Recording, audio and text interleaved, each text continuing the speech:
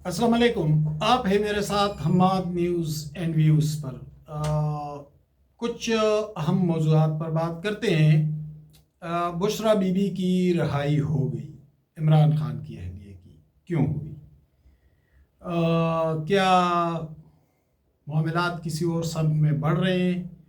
इस पर भी बात करते हैं। और पीटीआई ने एनपी खुसूसी तौर पर एमल वली ख़ान के ख़िलाफ़ बहुत जारहाना रवैया अपनाया है, इस पर भी बात करते हैं। कुछ और मौज़ूआत भी बीच बीच में आए तो उस पर भी बात करेंगे। कल जस्टिस सियाह अफरीदी साहब भी चीफ जस्टिस का हल्फ उठा रहे हैं। देखिए, चले पहले पीटीआई के हवाले से बात करते हैं कि एमल वली के ख़िलाफ़ जारहाना रवैया क्यों है। अभी चंद दिन पहले जब 26वीं आईनी तरमीम पेश हो रही थी तो एमल वली ख़ान ने सेनेट में बड़ी यादगार तकरीर की और वो बड़ी पॉजिटिव, बहुत मुस्बित तकरीर थी। उन्होंने कहा ये मेरा पाकिस्तान है, मेरे इदारे, मेरी इमारतें, मैं तो इन पे हमला नहीं करूँगा। और मेरे सारे बुजुर्ग जेलों में थे लेकिन हमने कभी हमले नहीं किए। तो ये तो ज़ाहिर है एक बड़ी मचेवर बात थी। उसके बाद एनपी के हवाले से बहुत अच्छा मैसेज गया हर तरफ, खुसूसन एमल वली के हवाले से। और एक अरसे से पीटीआई की जो मकबूलियत है वो एक उसके हवाले से भी बात होती रही कि खैबर पुख्तूनख्वा में वो मकबूलियत की वजह से कभी सेपरेशन का नारा लगाते हैं, कभी कहते हैं हम इस्लामाबाद पर चढ़ाई करेंगे, कभी कहते हैं हम अफ़गानिस्तान के साथ जा मिलेंगे, कभी कहते हैं हम अफ़गानिस्तान के साथ डायरेक्ट मुज़ाकरात करेंगे वफाकी इकाई की हैसियत से। तो फिर ये सवाल उठा कि अगर इन लोगों की मकबूलियत है तो इसका मतलब ये है कि ये फेडरेशन को भी मानने से इनकार करें। और उन दिनों में आपसे बार बार कह भी रहा था कि मौलाना एमल और आफ्ताब शेरपाव को पीछे धकेलने से फेडरेशन कमज़ोर होता जा रहा है। तो फिर उसके बाद मौलाना की अहमियत को भी आपने देखा, एमल वली की तकरीर को भी देखा, फिर दिन ब दिन उनकी बढ़ती हुई अहमियत को भी आप देख रहे हैं। चंद दिनों में आफ्ताब शेरपाव साहब भी सामने आ जाएंगे। और जो मकामी इलेक्शन हुए तो उसमें पीटीआई को हर जगह पे शिकस्त का सामना भी करना पड़ा। 4 सदे में तो आफ्ताब शेरपाव साहब ने भी कुछ सीटें जीती है। तो वो मंजरनामा मजमूई तौर पर सियासी मंजरनामा तब्दीली की जानिब गामजन है। तो ज़ाहिर है कि एमल वली की अहमियत बढ़ रही है और उसका पीटीआई को बहुत तकलीफ तो है, क्योंकि वो तो अपने अलावा किसी और को बर्दाश्त करते ही नहीं है। तो वो उनके एक एमपीए शफीउल्लाह जान ने बहुत गैर महज़्ज़ब और गैर पार्लिमानी ज़ुबान इस्तेमाल की है। लेकिन क्या आपकी जमात सियासी सतह पर उनके मुकाबले की जमात है? उनकी 100 साल तारीख़ है, उनके कारकुन बहुत तगड़े कारकुन हैं। तो कोशिश करें कि ज़्यादा महाज न खोले, जो आपने खोले थे उसको संभाल ले, ये भी बहुत है। दूसरी बात करते हैं बुशरा बीबी की रिहाई के हवाले से। बहुत से लोग कह रहे हैं कि बुशरा बीबी को रहा किया गया और ये एक डील का नतीजा है। ये डील का नतीजा हरगिज़ नहीं है। मैं आपको ख़बर दे रहा हूँ कि ये डील कोई नहीं है। ये एक और जस्चर दिया जा रहा है। कल जस्टिस सियाह अफरीदी साहब हल्फ उठा रहे हैं और मैं पहले भी आपसे कह चुका हूँ कि वो कॉन्स्टिट्यूशन और आईन के आदमी है, कानून के मुताबिक चलने वाले आदमी हैं। तो जो जो काले भोन टाइप के मामलात थे ना, वो दिन ब दिन कमज़ोर होते जा रहे हैं।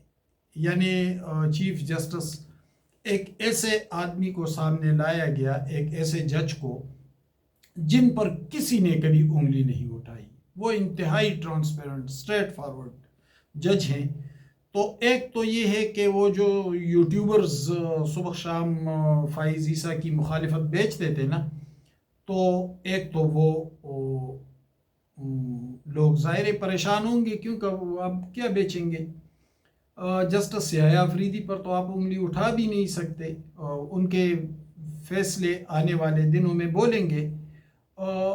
ایک کچھ لوگ کہہ رہے ہیں کہ وہ فلانا اس پر خوش ہے, فلانا جج کے ساتھ, فلانا. بھائی وہ کوئی گروپ ان کا نہیں ہے.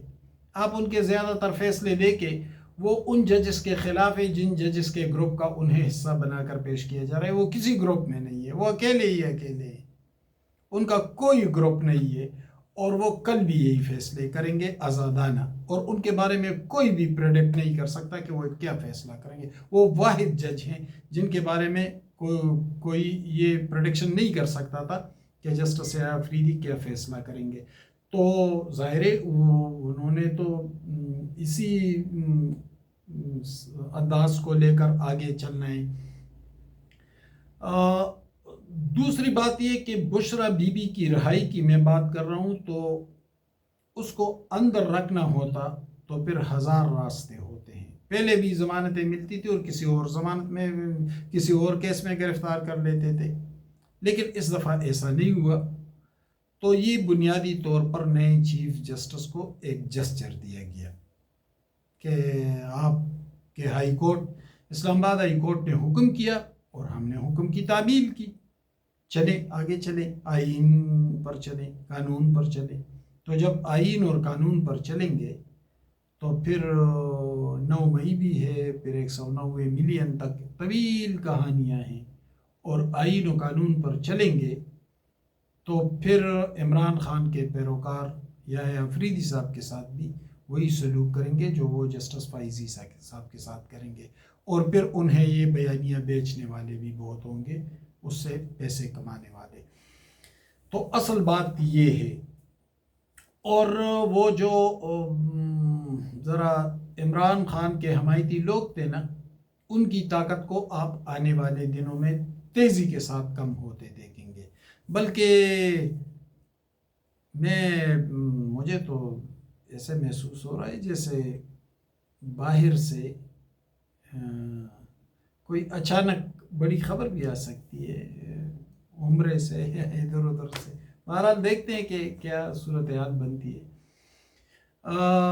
26ویں ترمیم کے بعد اسٹیبلشمنٹ اور سیاسی جماعتیں ایک دوسرے کے بہت قریب آ گئی ہیں, لیکن اس کو حیرت انگیز طور پر پرائم منسٹر شہباز شریف نہیں بلکہ بلاول بھٹو زرداری لیڈ کرنے لگے ہیں, اور ان کے درمیان ایک کنسنسس ڈیولپ ہونے لگا ہے.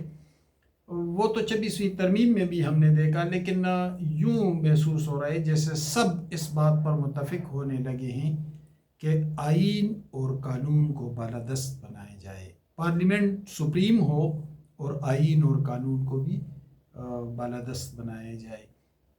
تو اس پر کسی کو اختلاف نہیں ہے. گو کہ پی ٹی آئی کسی کے ساتھ مل نہیں رہے اور نون کو دلچسپی ہوتی ہے وہ صرف خان صاحب کو رہا کرے, خان صاحب کو وزیر اعظم بنائے, خان صاحب کے ساتھ اتنے لوگ ہیں, تو وہ تو سارا دن یہی باتیں کرتے ہیں پی ٹی آئی والے.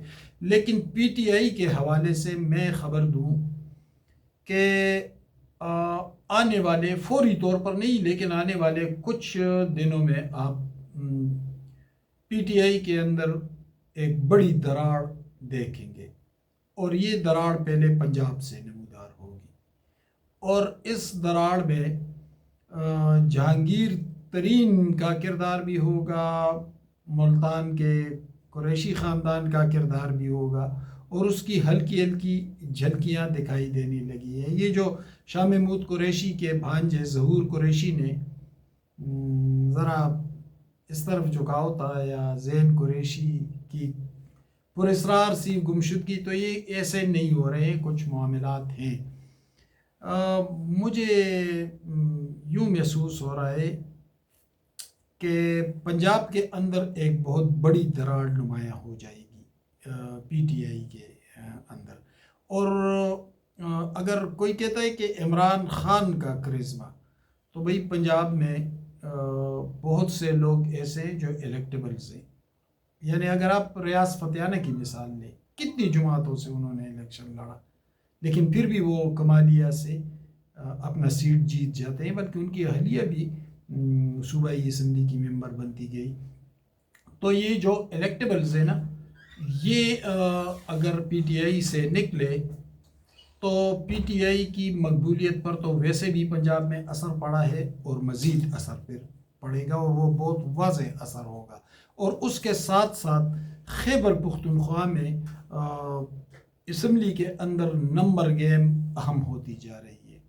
48 پی ٹی آئی کے لوگ ہیں، 35 وہ جو آزاد ہوئے تھے، جس میں 2 تو مکمل آزاد تھے، 33 پی ٹی آئی کے تھے لیکن انڈیپینڈنٹ، اور اس میں علی امین گنڈاپور بھی تھا.